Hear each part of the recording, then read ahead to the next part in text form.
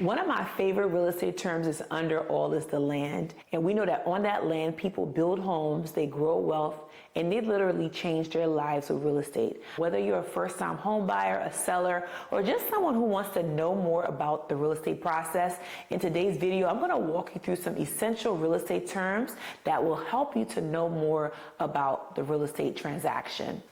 So let's go ahead and get started. Every real estate transaction begins with two people, and that is a buyer and a seller of real property. The buyer is the individual who wants to purchase that home or property, and the seller is the person who owns the property and wants to sell it to someone.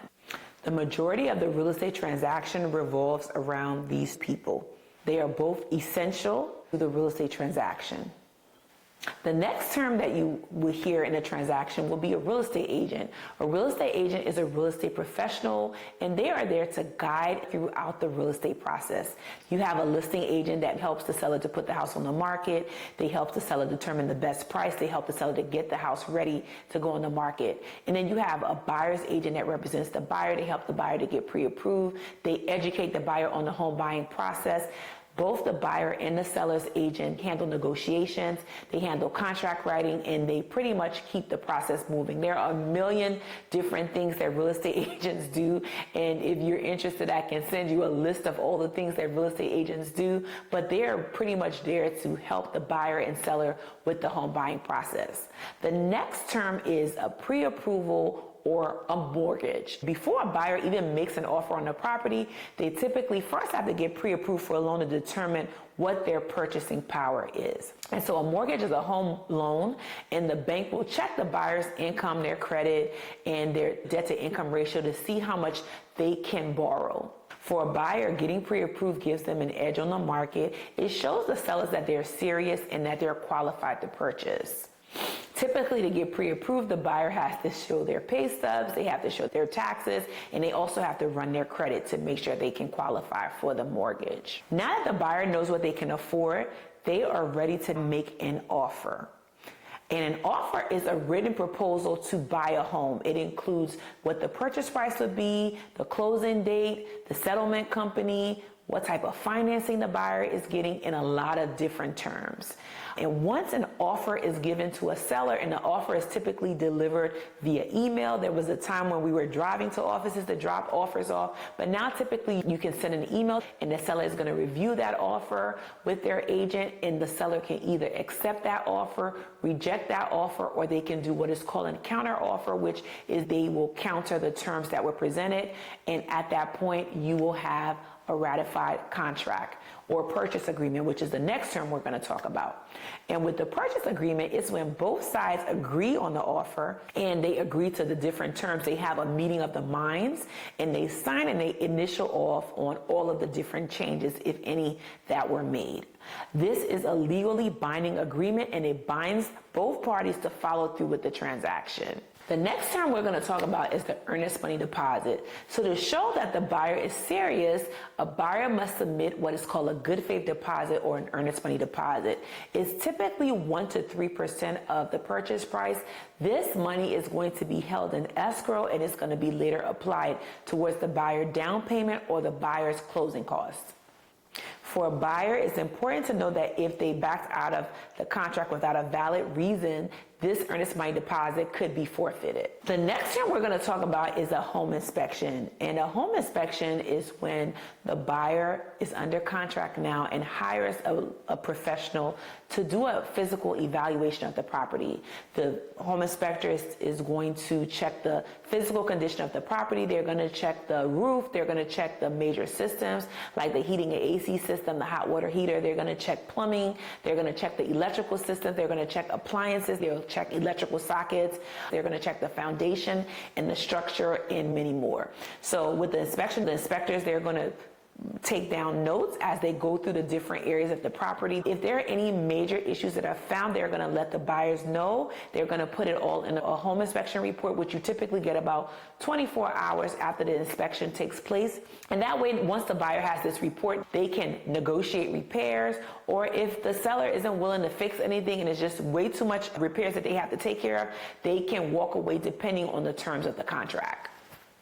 So the next term we're going to talk about would be the appraisal. And the appraisal is different from the home inspection because the appraisal is required by the lender and it determines the property fair market value, whereas the home inspection looks at the condition of the property. So that appraisal is typically an independent individual that is hired to render their professional opinion.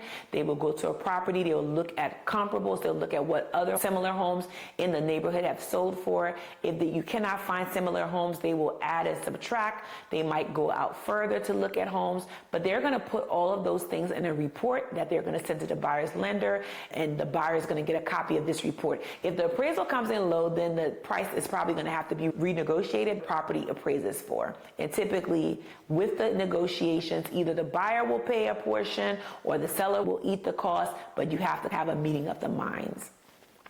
Next, we're going to talk about a major behind the scene player in every real estate transaction, and that is the title company.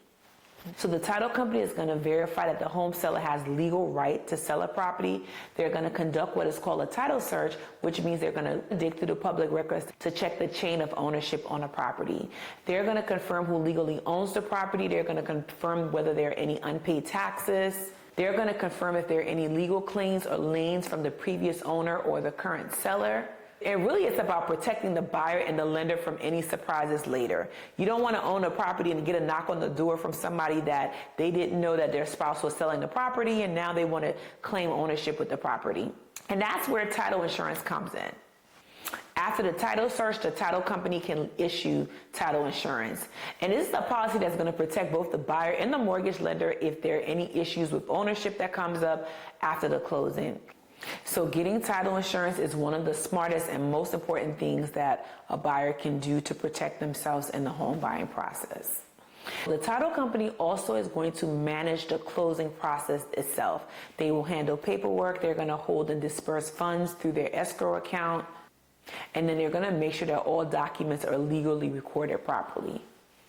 So while you might not see them every day, the title company is working hard to make sure that the transfer of ownership is clean, legal, and final.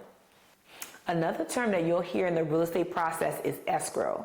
And escrow is like a safe place where funds can be held while everything is being finalized. The escrow holder should be a neutral party, can be sometimes held with the title company, which we talked about previously, or it can be held at the buyer's agent or the listing agent's office as well. They're going to make sure the terms of the contract are followed before releasing any funds to any party. So another term to discuss is a contingency, and a contingency is a condition that needs to be met for a sale to go through. And examples of a contingency includes a home inspection, financing, and also appraisal contingency. For example, a home inspection, if a buyer says that they're going to do a home inspection in 7 days, on the 5th day, they have their inspection done and they decide that there's too much work and they walk away from the property, they have a right to do so. With the contingency, just remember that a condition has to be met, and if the condition is not met, the buyer or the seller can declare the contract null and void, usually without losing any deposit or any repercussions. The next time we're going to talk about is closing or settlement, and this is like the finish line. This is what the fuss is all about. This is that day when you're taking pictures. You typically will have your final walkthrough of the property to make sure that if there were any repairs from the home inspection that were done, that the seller needs to deliver the property to you vacant, clear, and trash and debris. At closing, the buyer is going to sign their mortgage paperwork. The seller is going to sign the deed and any other paperwork to transfer ownership to the buyer. The title company is going to transfer the money and ownership as well. And then once it's done, the buyers are going to get a copy of their keys and also their paperwork that they signed, and the home is officially theirs.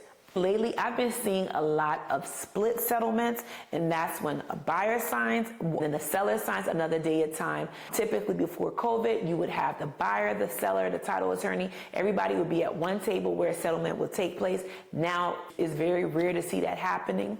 I'm also seeing a lot of online settlements where once the buyer has verified their identity, they can now do all of their settlement and all their closing documents. Everything will be done online. And it's done a lot because because a lot of times the title company is open between 9 to 5, and that's typically when people work, and that's typically when the bank is open. So now I'm seeing more online settlements, so a buyer can be at work, or if they're working from home, they can take their lunch break and sign their paperwork and go on with their day. So yes, congratulations, you've settled and the house is officially yours. So now you know 12 key real estate terms. I hope you found this video very informative. If you're looking to buy or sell a home in the DC metro area, I'm here to help. My name is Montane Okoye, and I'll see you in the next video.